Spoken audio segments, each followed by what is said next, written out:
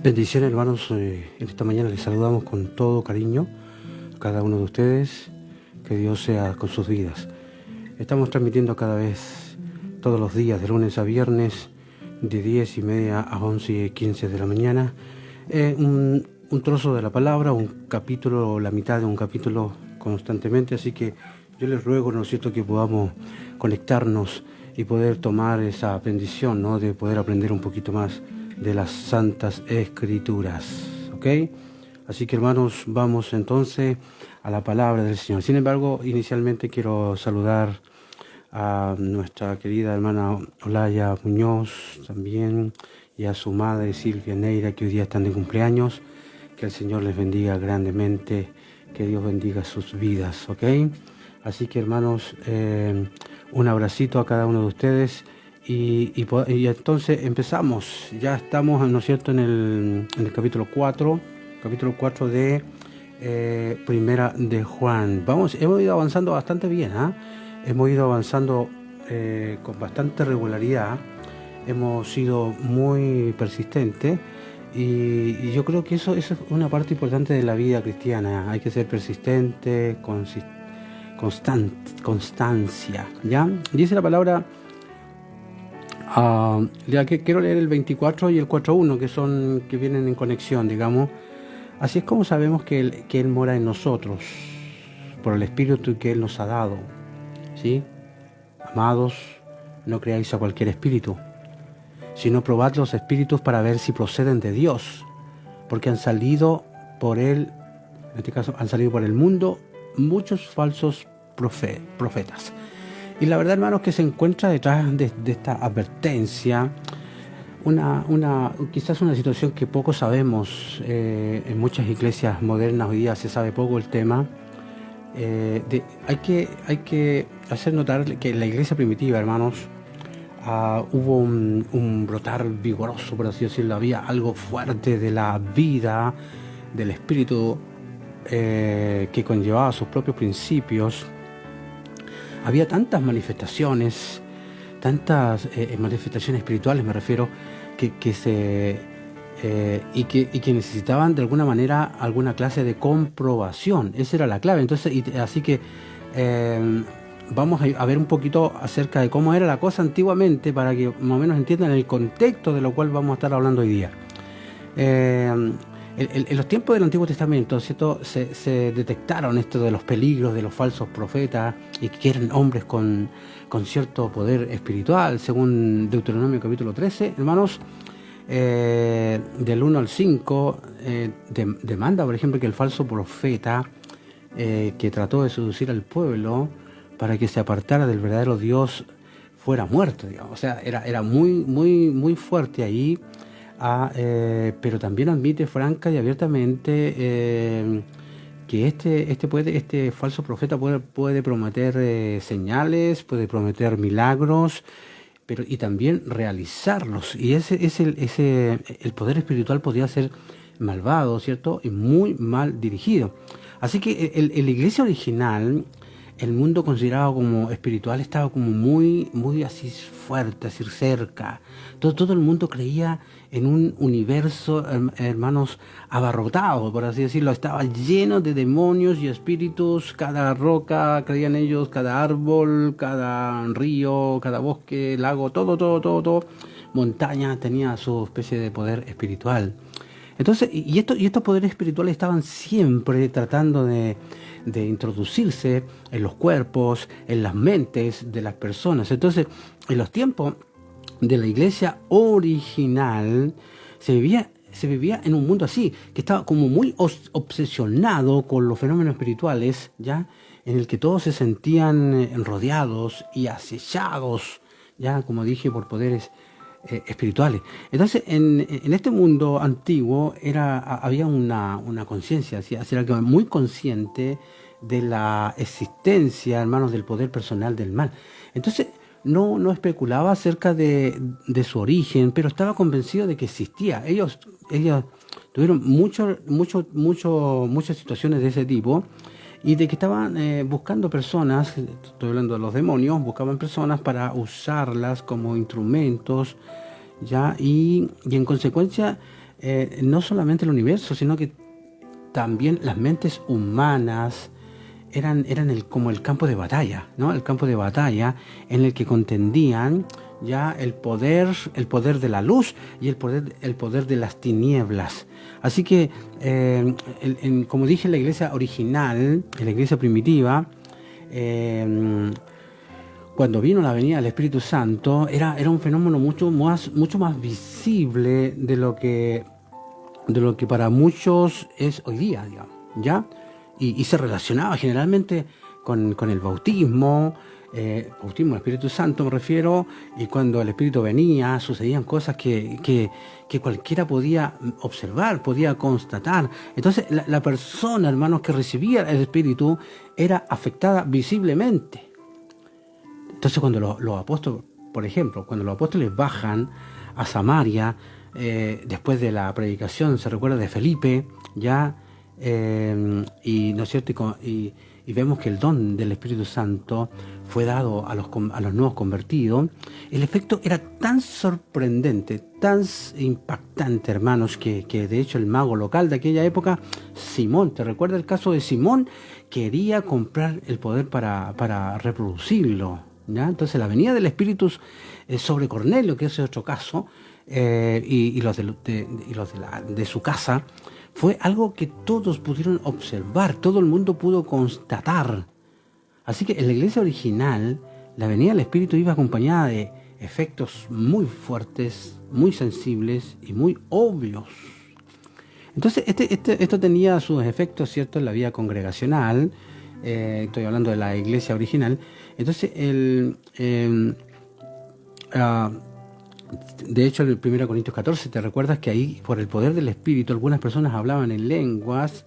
Es decir, había, ¿no es cierto?, sonidos dados por el Espíritu que no correspondían a ninguna lengua conocida y que nadie podía entender, a menos que hubiera en la congregación alguno que tuviera el don dado por el Espíritu Santo de interpretar.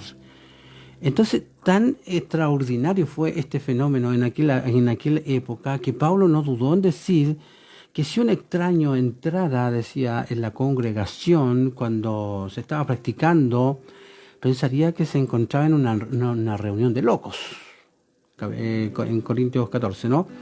Entonces, hasta los profetas que daban su mensaje en la lengua corriente constituían un problema, porque eran tan movidos por el Espíritu que no podían esperarse hasta que terminara, ¿no es cierto?, el que estaba hablando, y cada uno se ponía de pie de un salto, ¿no es cierto?, y estaba decidido a proclamar el mensaje que el Espíritu le estaba dando. Así que, hermanos, un culto de adoración en alguna de las primeras congregaciones cristianas sería distinto de la mayor parte de los cultos de las iglesias que hoy día tenemos, ¿no es cierto?, nuestras iglesias modernas, que a veces estamos tan plácidos, ¿cierto? Tan diversas eran las manifestaciones de aquella época, que Pablo incluye el don de discernimiento, dice, el don de discernimiento de espíritu, entre los dones espirituales que podía poseer un cristiano. Entonces, hermanos, podemos figurarnos lo que podría suceder en tal caso cuando Pablo menciona, hermanos, la posibilidad, ¿cierto?, de que alguien maldijera a Cristo hablando en un espíritu. Entonces, cuando llegamos algo más adelante, ¿cierto?, en la historia de la iglesia, encontramos entonces el problema todavía más complicado, más agudo, digamos. O sea, de hecho, la Didache, que en este caso que eran las enseñanzas de los 12, ¿te recuerdas que ese es un libro aparte, que era como una especie de reglamento que tenían los 12 apóstoles, que era una especie de primer libro de orden eclesiástico, y se puede fechar no después del año 100 después de Cristo? Contiene reglas acerca de cómo se han de tratar los apóstoles, los profetas ambulantes que iban, ¿no es cierto?, y venían por las congregaciones cristianas. Entonces, no todos los que hablen por un espíritu son profetas, y ahí dejan claro, sino solo los que hablen de acuerdo con el Señor. O sea, dejaban claro que había que apegarse a lo que el Señor había enseñado. Entonces, el problema surgió y avanzó tanto, hermanos, ya que en el siglo III se dice que Montano irrumpió, ¿no es cierto?, en la iglesia, pretendiendo ser nada menos que el Paracleto prometido, ¿no es cierto? Así que la iglesia primitiva estaba llena de esta vida desbordante. Era una vida desbordante del espíritu, hermano. Entonces, la exuberancia de la vida no se había podido organizar desde la iglesia. Ya era como dije, era una gran edad, pero su misma exuberancia tenía peligros. Si había un poder personal del mal, podía usar a más de alguien, a más de alguna persona. Y si había espíritus malos al mismo tiempo que el Espíritu Santo, podían habitar en algunas personas, fíjate, ¿ya? Entonces algunos podían engañarse, produciéndose experiencias totalmente subjetivas, es lo que pensaban, ¿no? Así que honradamente, ya ellos que pensaban que estaba bien, pero, y que tenían un mensaje del Espíritu. Así que Juan tenía todo esto en mente y a la vista de esta atmósfera que había en aquel entonces, como dije, de la vida espiritual desbordante, presenta, ¿no es cierto?, sus criterios para discriminar entre lo verdadero y lo falso. Entonces nosotros, por nuestra parte, puede que tengamos el sentimiento de que con todos sus peligros, la vitalidad de la iglesia primitiva era mucho más fuerte, mucho más poderosa, ya que hoy día, que es hay una placidez enorme en nuestras iglesias, de las iglesias modernas hoy día, y así que era mucho mejor que se esperara al Espíritu en todo que no se le esperara en nada, digamos. ¿Ya? Hoy día tenemos muchos problemas de ese tipo. Necesitamos una manifestación del Espíritu Santo poderoso. Pero como dije, como había tanta manifestación, había que frenar la cosa porque había mucho asunto falso. Así que, entonces, vamos a ver, hermanos, vamos a ver algunos detalles. Vamos al versículo 2, dice, así es como reconoceréis el Espíritu que procede de Dios. Ya, todo espíritu que reconoce, ahí está, ahí deja la clave, todo espíritu que reconoce abiertamente que Jesús ha venido en la carne, ya, y es el Mesías que procede de Dios, ya, y todo espíritu que es tal, que no hace esta confesión acerca de Jesús, no procede de Dios. Y este es el espíritu del anticristo, acerca del cual habéis oído que había de venir y que ahora ya está presente en el mundo. Entonces, para Juan, la fe cristiana se podía resumir en una sola frase, ¿ya? La palabra se hizo carne. Esa era una frase muy central. Y dice, y habitó entre nosotros. Palabra clave. La palabra se hizo carne y habitó entre nosotros. En este caso, él lo menciona en su carta de los 4 evangelios, ¿cierto? Juan 1:14. Entonces, cualquier espíritu que negara la realidad de la encarnación no procedía de Dios. No procedía de Dios. O sea, Juan establece 2 pruebas de fe. Primero, para que se vea que es de Dios, un espíritu debe reconocer que Jesús es el Cristo. Indudablemente. ¿Ya? Entonces, el Mesías, no solo el Cristo, el Mesías, ¿cierto? Según lo veía Juan, el negar esto sería, hermanos, negar 3 cosas acerca de Jesús. Y esto tiene que quedar claro para ustedes. Primero, sería, hermanos, negar que Él es el centro de la historia.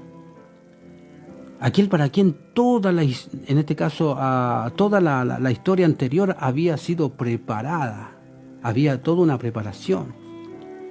Era negar todo aquello. Segundo, sería negar, ¿no es cierto?, que Él es el cumplimiento de las promesas de Dios. Entonces, y a lo largo de todas sus luchas y sus derrotas, los judíos se habían adherido, fíjate, a las promesas de Dios. Así que negar que Jesús es el Mesías prometido, es negar que esas promesas, ¿no es cierto?, sean verdad. Entonces, y la tercera cosa es que sería negar su reino, al cual vino Jesús, no solo a sacrificarse, sino a reinar ya. Así que y negar su mesiasgo, en el fondo, era excluirle de su realeza esencial. Así que no era poca cosa. Así que para proceder de Dios, un espíritu debía reconocer entonces que Jesús había venido en la carne. ¿Estamos claros, no? Entonces era precisamente esto lo que los gnósticos, los pensadores de aquella época, los falsos maestros de aquella época, no podían aceptar nunca, porque recuerde el punto de vista de ellos, ¿no es cierto?, porque la materia para ellos era absolutamente mala. Entonces una encarnación real, ¿ya?, era totalmente imposible, porque Dios nunca podía asumir la carne. Y de hecho, Agustín habría de decir más tarde que podría encontrar paralelos, ¿no es cierto?, los filósofos paganos para todo lo del Nuevo Testamento, excepto una cosa. O sea, podían haber algunos acuerdos, por así decirlo, ¿no? Pero esta frase, el Logos se hizo carne, ¿ya?, de acuerdo con el punto de vista de Juan, ¿ya?, ellos absolutamente nunca, jamás, ¿ya? Así que, hermanos, era entonces negar absolutamente la humanidad, hermanos, de Jesucristo. ¿Ya? El hecho de esta frase, el Logos se hizo carne, ningún gnóstico, ¿no es cierto?, aceptaba aquello, y así que en el fondo era prácticamente negar la humanidad de Jesucristo, era atacar entonces la fe cristiana en sus mismas raíces. Entonces el negar la realidad de la encarnación obviamente tiene ciertas consecuencias bien especiales. Primero, era negar que Jesús pudiera ser nuestro ejemplo, ¿ya? No podía ser nuestro ejemplo. Si no era realmente un hombre viviendo en las mismas condiciones humanas, no podía nunca mostrar a un hombre, ¿no es cierto?, cómo vivir. ¿Te fijas? Claro, tuvo que tener el 100% de la humanidad tal como la tenemos nosotros, ¿cierto? Humanidad me refiero, ¿cierto?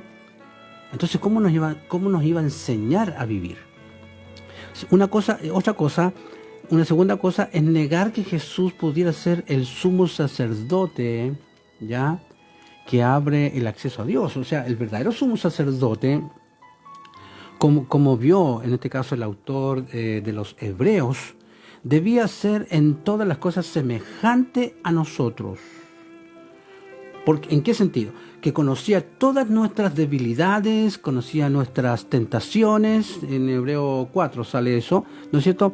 Entonces, para guiar a los hombres a Dios, ¿qué es lo que hacía? El sumo sacerdote debía ser primero un hombre igual que los demás, porque de otra manera les indicaría un camino, hermanos, que les sería imposible seguir. Otra cosa, hermanos, es negar que Jesús fuera en ningún sentido real, en este caso el Salvador. Entonces, para salvar a los hombres tenía que identificarse, ¿no es cierto?, con aquellos que venía a salvar. Y también, no sé, hay varias cosas, hermanos, es negar también la salvación del cuerpo. Cuando hablamos de no reconocer la humanidad de Jesús, es negar la salvación del cuerpo. Entonces, y la enseñanza cristiana, hermanos, es totalmente clara en que la salvación es la salvación de toda la persona, tanto del cuerpo como del alma. Y entonces, el negar la encarnación, vuelvo a repetir, porque eso hacía lo de aquella época, el negar la encarnación, entonces, es negar la posibilidad de que el cuerpo, hermano, pueda nunca llegar a ser el templo del Espíritu Santo. ¿Ya? Y la última, ¿no es cierto? La última, el problema grave y serio sería negar que nunca pueda haber ninguna unión real entre Dios y el hombre, ya si el espíritu es totalmente bueno y el cuerpo es totalmente malo, Dios y el hombre no se pueden encontrar nunca. ¿Te fijas lo grave? Mientras el hombre siga siendo hombre. Se podrían encontrar, ¿no es cierto?, si el hombre se desprendiera del cuerpo o se convirtiera en un espíritu ya desencarnado, pero la gran verdad de la encarnación es aquí y ahora, ¿no? Y puede haber una comunión real entre Dios y el hombre. Así que no hay nada, hermanos, en el cristianismo que sea más central ya que la realidad de la humanidad de Jesucristo. Así que en ese sentido, hermanos, tenemos que estar muy atentos. Entonces, ahora veo un poquito los versículos del 4 al 6. Dice: vosotros procedéis de Dios, queridos hijitos, y habéis obtenido la victoria sobre ellos, porque ese poder que hay en vosotros es mayor que el poder que hay en el mundo. Es por esto por lo que la fuente de lo que ellos hablan es el mundo, y es la razón de que el mundo los escuche. Nuestra fuente está en Dios, y el que conoce a Dios ya no nos presta atención. El que no procede de Dios no nos escucha. Así es como distinguimos el espíritu de la verdad y el espíritu del error. Entonces aquí, hermano Juan establece en este pasaje una tremenda verdad, ¿ya? Y enfrenta, ¿no es cierto?, el problema. El cristiano no tiene por qué tenerle temor al hereje. En Cristo, recuerden, hermanos, que en Cristo se ganó la victoria sobre todos los poderes del mal. Los poderes del mal hicieron todo lo que quisieron, ¿no es cierto?, todo lo que pudieron hacerle a Jesús, incluso hasta matarle en la cruz. Pero recuerden, hermanos, que Jesús surge y sale victorioso. Entonces, la victoria le corresponde al cristiano. Entonces, sea cual fuere el aspecto de las cosas, los poderes del mal están peleando una batalla, en el fondo una batalla perdida.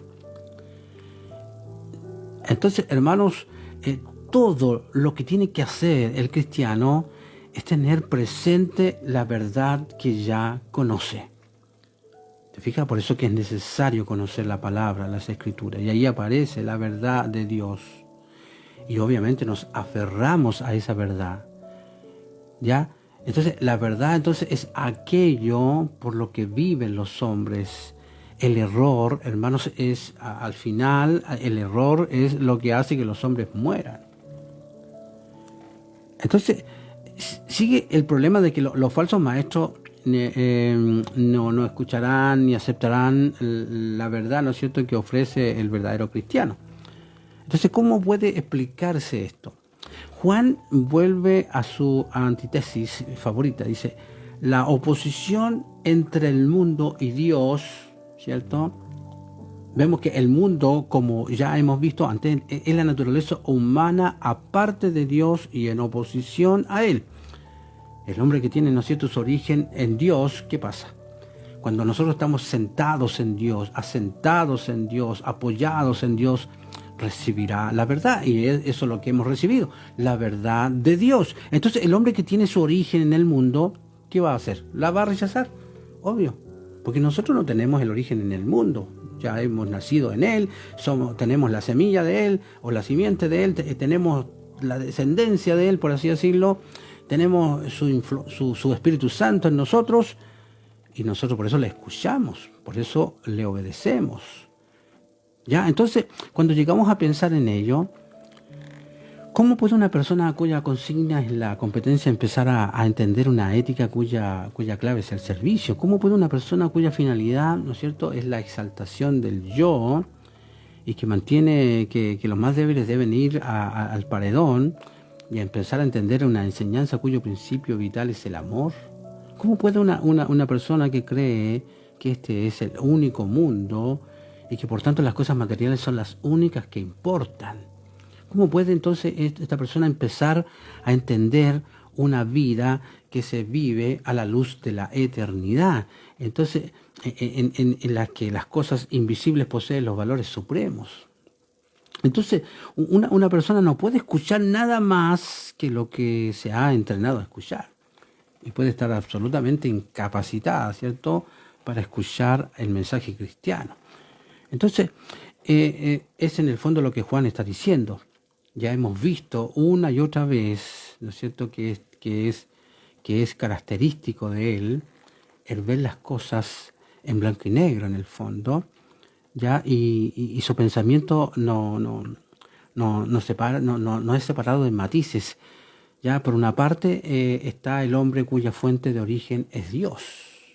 Déjeme ver, se me paró la música. ¿Qué pasó?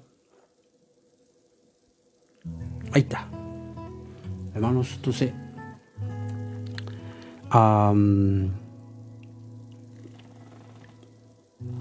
vamos a intentar avanzar un poquito porque si no me voy a demorar demasiados. Amados, del 7 en adelante, amémonos unos a otros, porque el amor tiene su fuente en Dios. Y todo el que ama tiene a Dios como la fuente de su nacimiento y conoce a Dios. El que no ama no ha empezado a conocer a Dios. En esto se despliega el amor de Dios dentro de nosotros, en que Dios envió a su único Hijo al mundo para que por medio de Él pudiéramos vivir. En esto consiste el amor, no en que nosotros amemos a Dios, sino en que Él nos amó y envió a su Hijo para que fuera el sacrificio expiatorio por nuestros pecados. Hermanos, si Dios nos amó, así nosotros también debemos amarnos unos a otros. Entonces, hermanos, este pasaje está tan íntimamente entrelazado. El amor tiene su origen en Dios, según el verso 7, ¿cierto? Es desde el Dios que es amor, desde donde fluye todo el amor.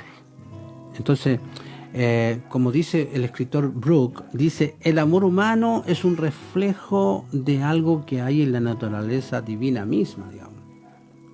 ¿Te fijas? Entonces, cuando más cerca estamos de Dios, es cuando más amamos. ¿Ya? Así que, hermanos, de hecho Clemente, que era uno de los primeros de la iglesia primitiva, Clemente de Alejandría dijo, con una frase muy especial, dijo, el verdadero cristiano practica el ser de Dios, el ser, ¿ya? El ser de Dios. Entonces, el que mora en amor, mora en Dios. Versículo 16. Entonces, el hombre está hecho a imagen, no se olvide, imagen y semejanza de Dios. Entonces, Dios es amor y por lo tanto, para ser semejante, ¿ya? Para ser semejante a Dios y ser lo que debe ser, el hombre también debe amar. Así que, hermanos, ahí vemos nuevamente que toma esto del amor, porque parece que esta carta de Juan tiene que ver mucho con el amor. Ya el amor tiene una doble relación con Dios. Es solo conociendo a Dios. A medida que lo conocemos, aprendemos a amar. Es solo cuando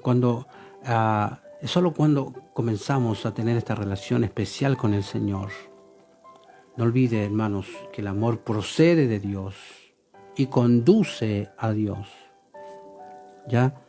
Entonces, es por el amor como se conoce a Dios. ¿Ya? No podemos ver a Dios porque Dios es espíritu, hermano, ¿sí? Lo que sí podemos es ver sus efectos. Y aquí le pongo un ejemplo. No podemos ver el viento, pero podemos ver lo que hace. No podemos ver la electricidad, pero podemos ver los efectos que produce. ¿Y cuál es el efecto de Dios? El amor. No se olvide de esto. ¿Cuál es el efecto de Dios? El amor. Es cuando Dios entra en una persona, cuando la persona está revestida, o sea, con el amor de Dios y el amor del hombre. Entonces Dios se conoce por su efecto en esa persona. Te fijas que antes odiábamos, éramos peleadores, teníamos hartos problemas de ese tipo. Ahora amamos. ¿Ya? Entonces, hermanos, se ha dicho, hermano, que un santo es una persona en que en Cristo vive otra vez. Ya, esta frase no se le olvide. Un santo es una persona en quien Cristo está viviendo nuevamente. Y la mejor demostración entonces de Dios no viene de la discusión, sino de una vida de amor. Y el amor de Dios se demuestra en Jesucristo, hermano. Cuando miramos a Jesús, ¿ya? Vemos dos cosas acerca del amor. Es un amor que no se reserva nada. Dios estuvo dispuesto en su amor por los hombres a dar a su único hijo y a hacer un sacrificio que absolutamente es imposible de superar. Es un amor, segundo, es un amor totalmente inmerecido. ¿Ya? No sería tan extraordinario si nosotros le amáramos a Él por todas las cosas que Él nos ha dado. ¿Ya? Incluso hasta nos dio al Señor Jesucristo. Así que no es nada extraordinario porque nos ha dado tanto, hermanos. Entonces lo maravilloso es que Él ame a criaturas. Ese es la inmensidad del amor de Dios. Lo maravilloso de todo esto.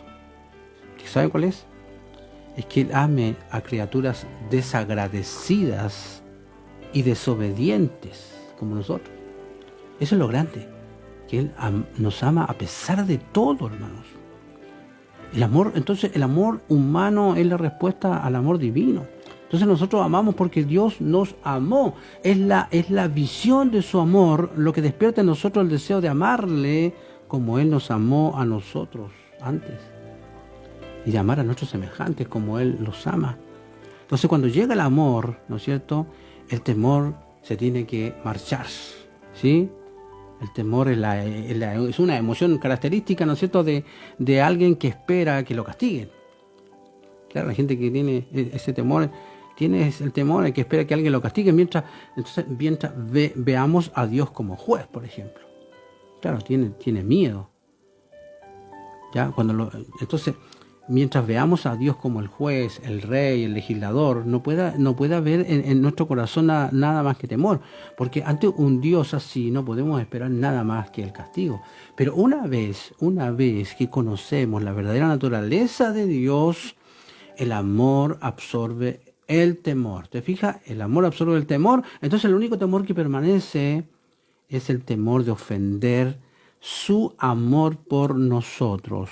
Así que, hermanos, el amor de Dios y el amor del hombre están absolutamente vinculados. Entonces, como dice un escritor, dice, la energía del amor se descarga por líneas que forman un triángulo cuyos vértices son Dios, el yo y el prójimo. Si Dios nos ama, estamos obligados a amarnos unos a otros. ¿Ok? Porque nuestro destino es producir la vida de Dios. Ese es el propósito. Reproducir la vida de Dios en la humanidad y la vida de la eternidad en el tiempo. Entonces Juan dice con una claridad casi muy cruda, el que pretenda amar a Dios y aborrezca a su hermano, ya, ¿qué es lo que dice? Que lo hemos visto. Ese tal es mentiroso, decía, ¿ya? Entonces, la única manera de probar que amamos a Dios es amando a los hombres, en este caso, a los que Dios ama. Entonces, la única manera de probar que Dios está en nuestros corazones es mostrar constantemente, hermanos, el amor a los hombres en nuestras vidas. Así que comience a amar, a respetar, a honrar a los que están cerca suyo, a los que son de su comunidad, en este caso la gente que le rodea a usted. Así que, hermanos, que el Señor nos ayude en todo esto, que Dios sea obrando en medio de nosotros con poder, hermanos, que su gracia poderosa, hermanos, sea obrando en nuestras vidas. Así que, hermanos, damos gracias al Rey por todo su amor. Así que, hermanos, los cristianos deben tener fe, ¿ya? Pero no debemos ser crédulos en todo lo que vemos, en cada mensaje que usted escucha. Tiene que tener cuidado, a pesar que la persona que le diga y que le afirme que esto no, esto es de Dios, si el mensaje realmente es de Dios, será entonces compatible con las enseñanzas de Cristo. ¿Ya? Así que hermanos, el Señor nos ayude grandemente. Es muy fácil atemorizarse, hermano, por la perversidad que vemos a nuestro alrededor y quizás agobiarnos por todos los problemas que tenemos que enfrentar o que afrontar. Entonces es obvio que la maldad es más fuerte que nosotros, pero Juan nos asegura, sin embargo, que Dios es mucho más poderoso, ¿ya? Él vencerá todo lo malo y su espíritu y su palabra moran en nuestro corazón.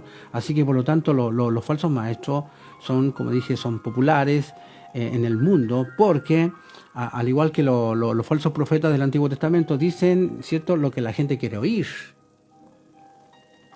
Entonces Juan advierte que los cristianos que enseñan con fidelidad la palabra de Dios no ganarán ninguna competencia o popularidad. De hecho, yo no creo ser popular, ni ninguno de ustedes son populares en el mundo. Entonces, la gente no quiere que se denuncie el pecado, no quiere que se les hable del pecado, ni quiere escuchar las exigencias en que cambie ciertas conductas. Entonces, un falso maestro será bien recibido por los que no son cristianos. Entonces todos creen que el amor es importante, pero por lo general pensamos que solo es un sentimiento. Entonces en realidad, hermanos, el amor es una elección. Recuerde eso, es una elección y una acción, como lo muestra 1 Corintios 13. Dios es la fuente de nuestro amor. Nos amó de tal manera que sacrificó a su Hijo por nosotros.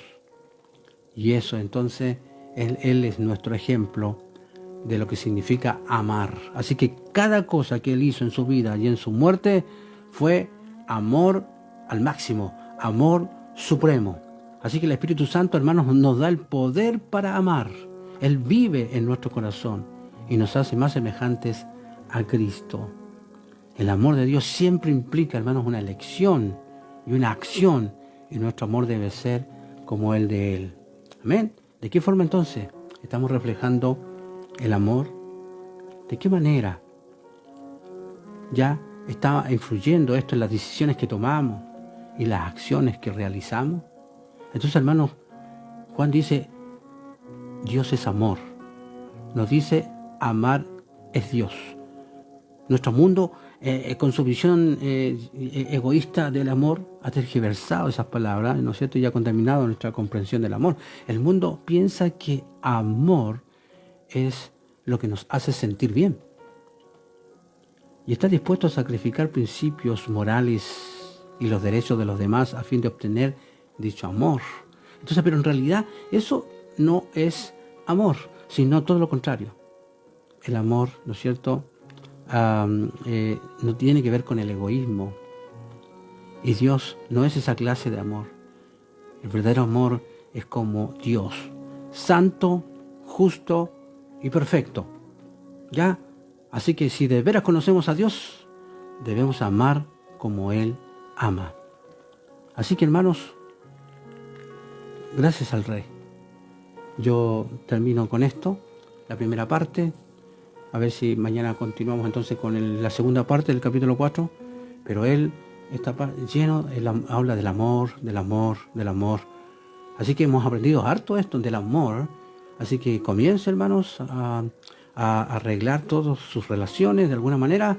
Pedir al Señor que le dé oportunidades para perdonar, para brindar amor, para apreciar a la gente que tiene a su lado.